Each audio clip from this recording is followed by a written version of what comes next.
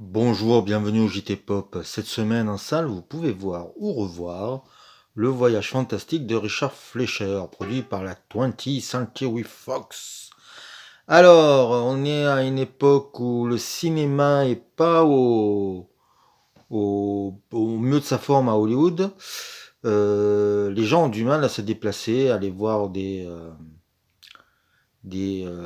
films. Ils ont découvert la télévision et donc on cherche des nouvelles manières de les déplacer. Donc il va avoir des films de grands spectacles, des péplums, et puis il va avoir aussi des films un peu expérimentaux, mais pour tout le monde. Et on peut dire que le voyage fantastique est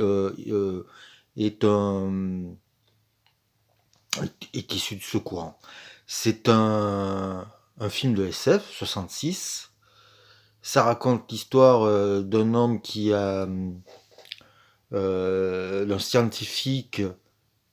Alors on dit bien scientifique, mais on ne dit pas de quoi il est spécialiste, mais il a des infos sur les autres. Alors les autres, entre guillemets, c'est comme ça que c'est prononcé. Les autres, c'est sûrement les Russes ou les communistes, mais jamais ça sera prononcé. On dira toujours les autres. Comme dans le feuilleton Lost, c'est très intéressant l'analogie. Et donc il faut sauver son cerveau. Et donc, euh, dans les sous-sols de l'armée américaine, ils ont inventé un appareil pour miniaturiser, c'est difficile à dire, tous les objets possibles et inimaginables. Oh, je vais pas arriver à parler ce soir. Oh, excusez-moi. Oh, inimaginables. Voilà, ça y est, je l'ai dit. Même les êtres humains. Donc, il compte injecter un sous-marin, un mini sous-marin, dans le corps du savant pour qu'ils aillent à son cerveau pour envoyer un produit qui permettra de désenfler l'hématome, si je dis pas des bêtises.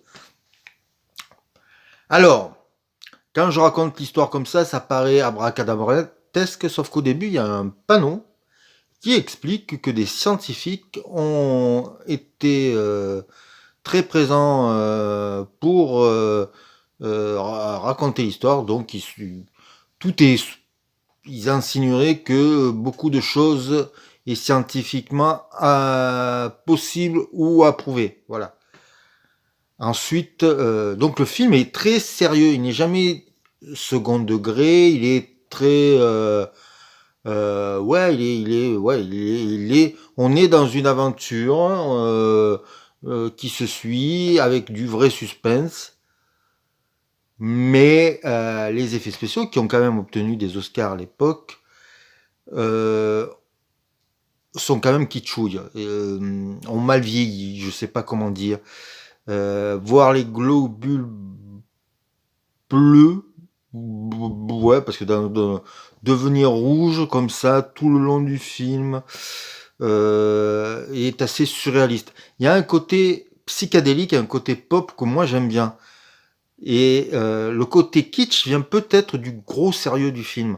Si le film était un peu plus déconne ou moins premier degré, je pense que le fait que les effets spéciaux soient limite venus du vision de LSD passerait mieux. Mais comme c'est très premier degré, les deux ont du mal à se mélanger. Ça reste un film tout à fait plaisant à regarder. Alors voilà, il y a aussi un truc, c'est que les 40 premières minutes, la mise en place est un peu longue et que la mission, hein, qui est en temps réel, puisqu'elle dure, la miniaturisation peut durer que 60 minutes et tout dure en 1 heure dans le corps humain du scientifique. Bon, ben voilà, la mise en place est un peu longue aussi à venir, mais dès qu'on est dans le corps humain, avec ses lumières, ses fibres bizarres, enfin, la vision de l'être humain. Il faut dire que c'est fait avec, c'est pas en image de synthèse, bien entendu. Il y a pas de CGI à l'époque. C'est fait en décor, c'est fait en surimpression, c'est fait. Il y a du mud painting, il y a voilà, il y a des effets de décor assez hallucinants, mais qui peut-être. Alors voilà, j'ai vu le DVD, il est en bonne qualité. Peut-être que sur grand écran, ça passe mieux. Peut-être qu'il y a aussi un effort sur les couleurs qui a été fait. Parce que si le film ressort, c'est que, à mon avis, il doit être dans une copie impeccable et que peut-être le film est beaucoup plus beau. C'est possible.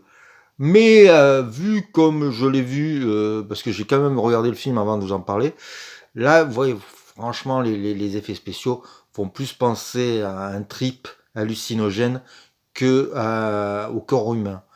C'est mon point de vue. Voilà, je suis. Si vous n'êtes pas d'accord, il n'y a pas de souci pour ça. Ça reste un film très plaisant à regarder. euh, Parce qu'il y a un bon casting. Il y a Arthur Kennedy, Donald Pleasance qui font le job et qui sont toujours plaisants à voir à l'écran. Raquel Welch, elle est là. Alors, comme elle est très belle, Raquel Welch, ils ont dit tiens, mettons-lui une perruque pour faire moins belle, mais quand même, à un moment donné, c'est bien qu'elle ait une tenue moulante pour qu'on voie ses formes et tout. Donc on voit aussi c'est un vrai film de studio pour amener le chaland devant le cinéma, parce que le film est plein de, de choses qui me semblent pas du tout scientifiques, mais qui semblent beaucoup plus proches de l'exploitation. Voilà. Mais comme je vous dis, c'est rigolo. Voilà, il faut le voir d'une manière rigolote. Et c'est un film qui se prend trop, qui est peut-être trop prétentieux pour ce qu'il en est. Voilà. En tout cas, si le film est diffusé près de chez vous, allez le voir, vous passerez sûrement un bon moment parce que c'est 1h40 et ça passe vite.